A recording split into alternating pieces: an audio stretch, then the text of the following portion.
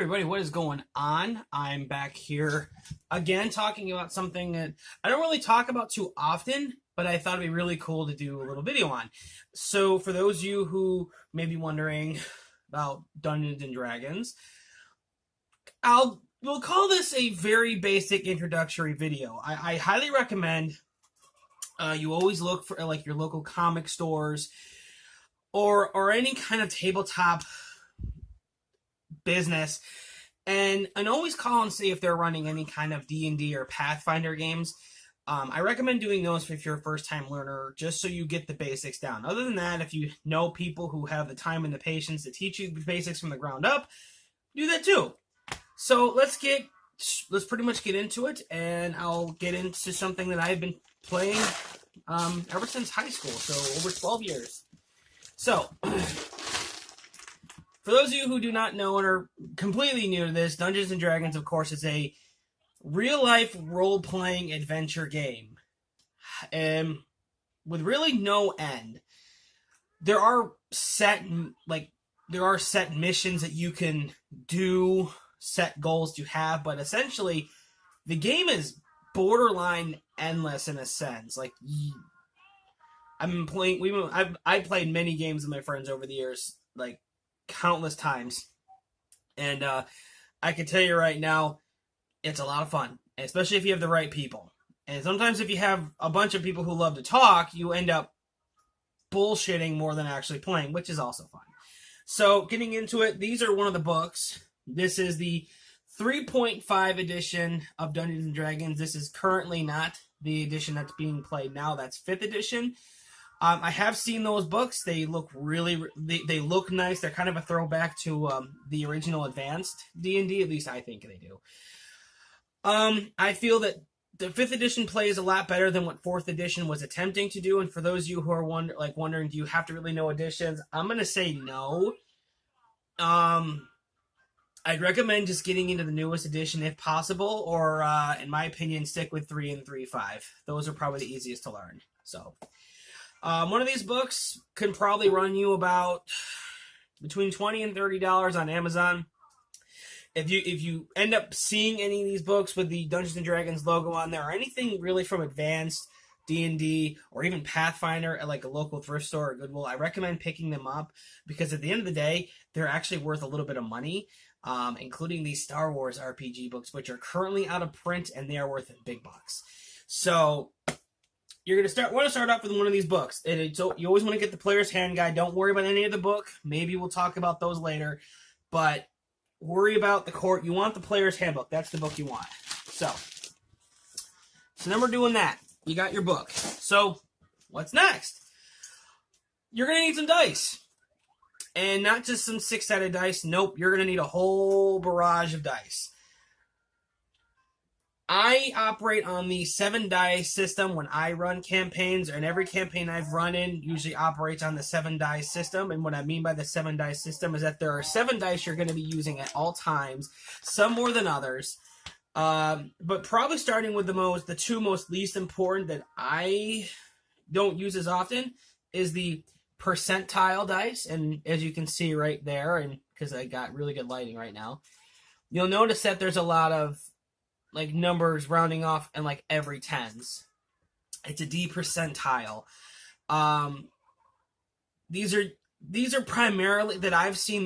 These sometimes are used for special rolls, but a lot of the times we really only use them for rolling percentiles on some things or for rolling gold. So don't really get too much use out of this. The other one is a D12. There we go. It's your standard 12-sided die. You don't really use these too much. You only really use them on one or two weapons, and we'll get to that in a little bit. So that the rest are going to be used fairly common based on what weapons you're using and so on and so forth. So next up would be the pyramid-shaped D4. It's a triangle-shaped D4. That's about it.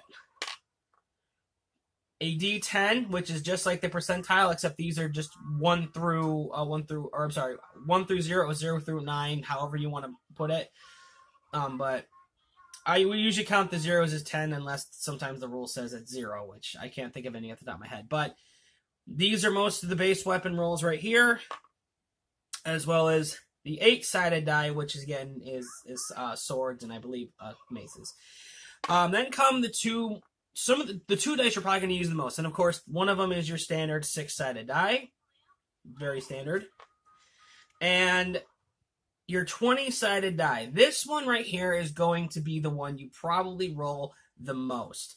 This one is going to determine whether you attack. This one is going to determine whether or not you pass saves, whether you are going to do your proper skill checks. This die right here is the lifeblood of your character. And I know what you're saying. A lot of it's based on luck. Yes, it is. But then we get into character creation, which is a whole other beast. That all boils down to what character you are playing and knowing what skills to play. So maybe on another day we'll talk about how to set up a character sheet when I maybe have the better material sitting in front of me. But I'm just explaining to you like the very basics. So you got your book, you got your die. There's also a couple really odd die that we don't use too much. This one is just a custom one that I got in a special pack of them. It's a D3. It's just a 3-sided die that only goes to 3. And sometimes you'll be asked to do a D2, which is just a coin. You're just heads or tails.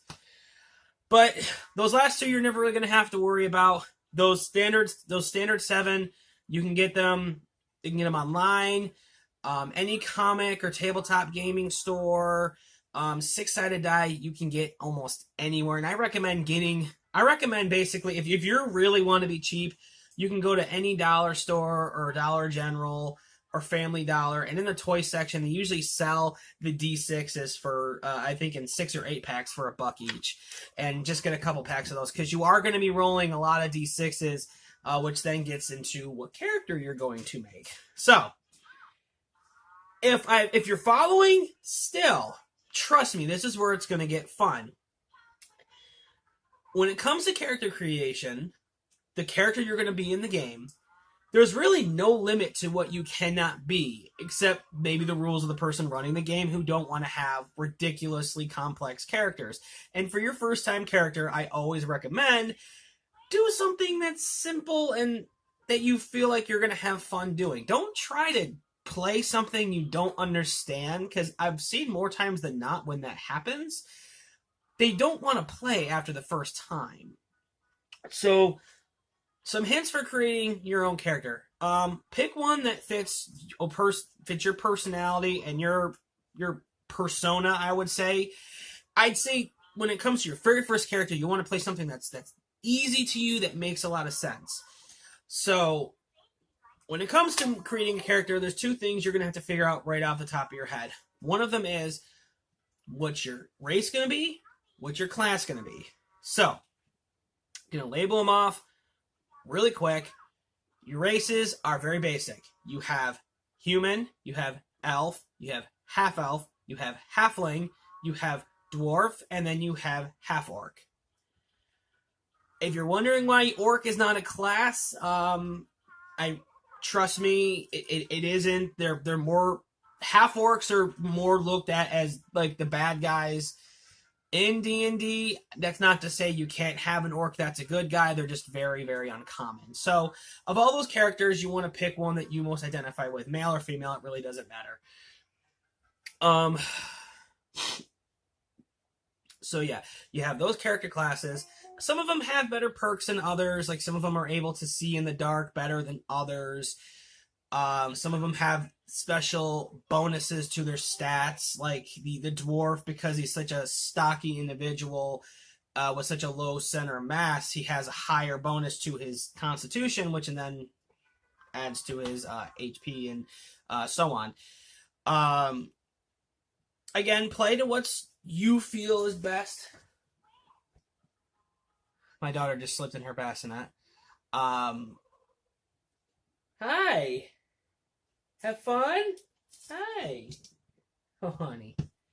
Oh, boy. Parenting. Never gets old, but I love her to death. give me a big smile. So let's get back to creating characters.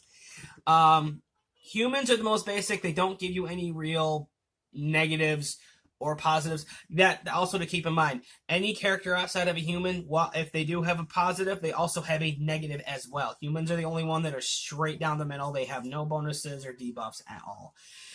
So once you figure that out, you're then going to want to figure out what class you want to play. Now, this is a little bit more complex. And again, stick to what you feel comfortable with. And you have many different kinds of classes. You have the fighter class, you have the barbarian, you have a bard, a cleric, a druid, a sorcerer, a wizard, a paladin, a fighter, just to name a few. And if I'm missing ranger and rogue, sorry. I believe that's it. If not, I'll just flash them right there on the screen. Again, each one of them have their perks. Each one of them have their bonuses to them, and your race can give bonuses to certain classes. Like, I know if you're playing a rogue, you would typically want to play a creature that is nimble and can move around very undetected. So usually halflings or even half elves I'd recommend are really good for that. Barbarians, almost I would say if you're going to be barbarian, stick to humans, stick to dwarves, stick to half orcs. Other races and characters exist outside of the core player's handbook, but we're focusing on the core book. So once you figure out what race you're going to be, once you figure out, what class you're going to be, then we get into like the actual like meat and potatoes of the character that you can pretty much just make up on a whim. How big they are, how much they weigh, hair color, eye color. And yes, you do need to have these things on here because a lot of this game gets very in depth with like your character as a person, and it's really supposed to help you connect to the game. So when you're done with that, you're then going to decide what weapons you're going to carry on you, what armor you're going to be carrying on you, as well as items you're going to be carrying with you. And then we're going to be getting into stat rolls, which are a little too complex for this video, but basically what it is, you have 6 stats: strength, dexterity, constitution, intelligence, wisdom, and charisma. Strength is basically your ability to muscle through anything. Dexterity is your quickness and limberness. Your constitution is essentially your life force. And if people have different ways to word them, I recommend throwing in their 2 cents. I think life force being used for constitution, I like that phraseology. Intelligence, very basic. Your wisdom is like the knowledge of things. Intelligence in general just insinuates that you're a very smart person. Your wisdom is how well you grasp that knowledge. You'd almost say wisdom is not nearly as important, but to some classes it really is. And then you get to charisma, which is your ability to not only walk the walk, but talk the talk as well. And if there is one rule I can leave to anybody who plays D&D, and even new time players, I recommend having the 4 key characters to your campaign. You are always going to want to have a tank, a talker, a healer, and a stalker every time. Why? The tank is going to be the person that's most likely going to want to get in the battle constantly and can withstand all the damage. The talker is the person you're going to try to be diplomatic for the most part. Now, that's not necessarily charisma based, but more so his ability to be diplomatic. And yes, that is a thing in this game. You're going to want a healer. Why? Because not everybody likes to carry potions, and especially if you're a cleric or a paladin, that's usually a free action unless you're using a spell. And the more you level up, those become free actions. And then you got the stalker, the guy who can get around pretty quickly. Again, those are the 4 I recommend having at all times. She got out of her thing. My goodness. But anyway, you're always going to want to have those key characters with the game. It's going to make it go by a lot easier and a lot more fun. Character alignments are a little bit more difficult to explain. It's essentially your religious or moral views of the world. again, this is based on your personality. I would recommend, if you're not sure, just sticking to neutral. Don't be a true neutral. Those are the most boring and overly complex characters you can be. Have some fun with it. Like, for example, there are a total of 9 different alignments. You have your neutrals, you have your goods, and you have your evils. And then you have your true, which is right down the middle, and then you have your chaotic and lawful. So you have chaotic good, neutral good, lawful good, chaotic neutral, true neutral, lawful neutral, and I'm trying to, this is where it gets crazy, chaotic evil, true evil or neutral evil, and then lawful evil. Every one of them has their own guidelines. Basically, lawful means you operate under the guidelines of a deity you follow in the game, or even like a master or a temple or any kind of institution. Chaotic means you operate on your own principles, and no one else is really. The neutral side, you pretty much like favor that one area, and you can pretty much go one way or the other. I definitely recommend staying out of the dead center. They are extremely boring. You can't have fun. So again, try to make a character that works within all of those realms. Like, for example, if you're playing a paladin, I'd recommend not being chaotic evil, even though I know you really can't be an evil paladin, because you have to use divine powers, and evil kind of counteracts that. It's it's kind of like in Final Fantasy, if you were to cast a healing spell on something that's already dead, you actually inflict damage to it rather than heal them.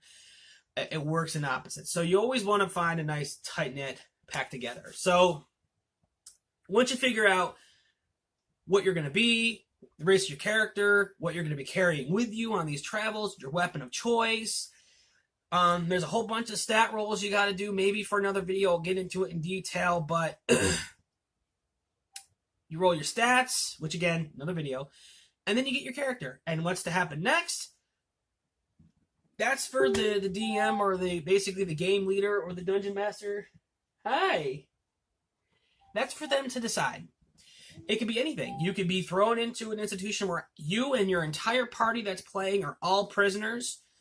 You're all just wandered into this one random town without any really rhyme or reason. I do want to say there are a few rules you really should try to follow while playing for first-time players. Rule number 1, if the DM says everybody playing in this at the table or whatever, if he says you have not met, you have not met. You cannot act like you know each other. You can't pretend that you know each other, and you really shouldn't try to metagame. And metagame is pretty much you're trying to pre-plan a situation as it's going on, when in actuality, in game, those two characters would never be interacting. Now, for instance, like, let's say one of your characters is in jail and he's talking to another character at the table, like, oh, help me get out of jail, help me, like this and that. No. Once you're in jail, you are completely closed off from everyone in the group, and however you choose to act out your time there, while you're either getting rescued or waiting to post bail, that's entirely on you. I do recommend, watching some really hardcore players playing and looking up for the rules. I know this is very basic, and I'm glossing over a few things, and I'm not trying to overlook a lot of things, but you also have to understand too that if I really wanted to sit here and talk about making a character in total, that would probably take another 20 minutes to do, and I'm already getting to the 20-minute mark as is. So, with that being said, once you have an idea of what you want to be, what you're carrying with you, how your character is built, if you want to have backstory too. As a matter of fact, just to make some flavor to it, when you're making your character, get out like a notebook and just write like a page worth of backstory. Why? because it adds a little more something to the party. I cannot tell you how many times I have sat down with complete newbies, and there's always that one campfire scene where everyone's sitting at a campfire and we're all just having a good time, and we're trying to in-game pass time and having conversation just for the sake of character development. And there's always that new guy there when we ask him, so what brings you here? And he's just like, oh, I don't know. I don't know. I was just going through. It's boring. Get creative. Like, even if you're a human fighter, which is like the basic across the board to get, you can be like you're wandering the world and, looking for competition. You want to be the very best, I've even seen people take like inspiration from like anime and TV shows in here. I had a guy who literally was note for note Hercule Satan from Dragon Ball Z. And it was the funniest damn thing I'd ever seen. Because the whole time he's trying to be this tough badass, but every time the more powerful fights would go on, he would run and hide, and at the very last second, he would jump in and get his, like the last two words, or the final say, or the last hit, and and try to get some extra experience. Just saying, have some fun with it. That's all this is fun. It's you getting together with your friends and having a good time playing a real life video game, essentially. Sometimes other people play with grids and you have to use little figurines to kind of add a little more complexity to it. There's a lot more to it that, again, I'm getting past a lot of it, but again, a lot of it is for the sake of convenience. But I say, if you have some friends who are looking to do it, or even if you want to get into it for yourself, I highly recommend you get the core books. You can, I believe them a lot, especially these. I think you can get them for next to nothing or free online, but I would say get the physical books. They are, it just adds to the real life. It just adds to the real life feel of everything. Hi, honey. And above all else, try to keep as most of it off of like your computer or smartphone or a tablet. I recommend, actually go and get the dice. Go and buy the dice. That's at the best $10 for a full set. The book, $20. So for $30, you'll have everything, and this stuff will last you. I've had this ever since I was about 17 or 18 years old, over 12 years ago, and I'm still using it whenever we all get together and play. Although right now I am playing Pathfinder, and Pathfinder is basically another version of it, except it's basically this version of D&D, except done more expanded on and differently, and I also enjoy that too, but I recommend getting into this. Unless you're really gritty and you want to get into Pathfinder, because that's newer. So that should be how to get started. Next time we do a D&D based video, I will try to help maybe show you get through making a character, and we'll be going through it one thing at a time. Let me know in the comments below if you're a D&D character, what race and class would you be? And that'll do it. And until next time, happy gaming.